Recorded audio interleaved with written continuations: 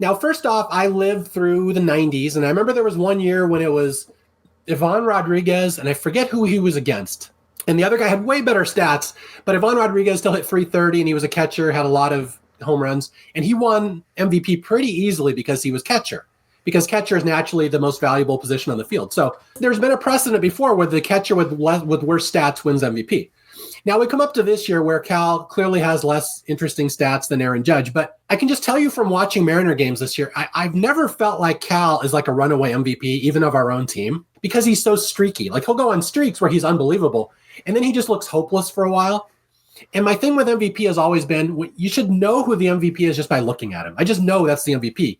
And I've been watching Cal on a day in, day out basis, and it pains me to say this as a Mariner fan, but I can't be a homer and say he automatically deserves MVP. So I think it's going to be very close, and I wouldn't even be that disappointed if he didn't win it, just because there's been a lot of times this year where I just feel like he has not been the MVP even of our own team. It's just he's too streaky. There's way too many strikeouts, and again, low batting averages still hurt my eyes when I look at them and all these massive strikeouts. So if he wins, it would be justified. If he loses, I could see it would also be justified. I can just say he's not a slam dunk MVP just looking at him. And even as a Seattle fan, I have to say that.